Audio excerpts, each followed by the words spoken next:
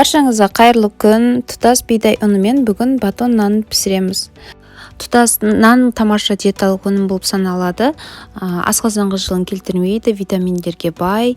Видеоның соңына дейін көріңіздер. Ұнаса лайк басуды ұмытпаңыздар. Ол үшін бізге тұтас бидай ұны, бірінші сұрыпты ұн, су, дрожж, қант, тұз, ақ май керек болады.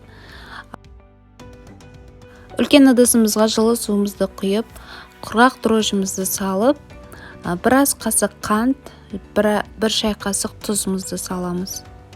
Жақсылап араластырып, ұнның жартысын салып, тұтас дақылды ұннан да жартысын салып, жақсылап араластырамыз. Екеуін кезек-кезек салып, қамыр илейміз.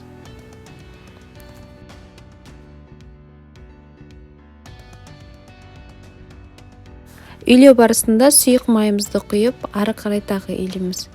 Егер қажеттілігіне ұн қажет етсе, минус плюсына салып отырсаңыз болады.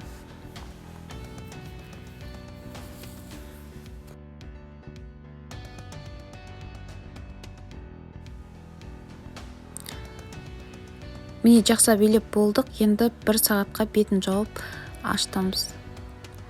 Біздің қамырымыз ашыды, көріп тұрғандарыңызға 2 есе көтерілді. Енді осы қамырымызды 3-ке бөліп зуала етеміз. Видеода көріп тұрғандарыңызға осылай дөңгелетіп алдым. Енді бұл қамырымызды листімізге салып, көтерілгенше бетін жауып қоямыз. Менде көтерілді, бір 15-20 минут болды. Қамырымыздың бетіне аз-аздан ұнтақ сеуіп, ұнды сеуіп, әсемдейміз. Барлық жеріне ұнды түйгізіп шығу қажет. Бетін әсемдеген кезде пышақпен осылай тілімдеп шықсаңыздар да болады. Менде лезва болды. Лезвамен осылай жанын кесіп алдым және жапырақ сияқты болып шығады. Өте әдемі болып шығады. 250 градуста мен пісіріп алдым.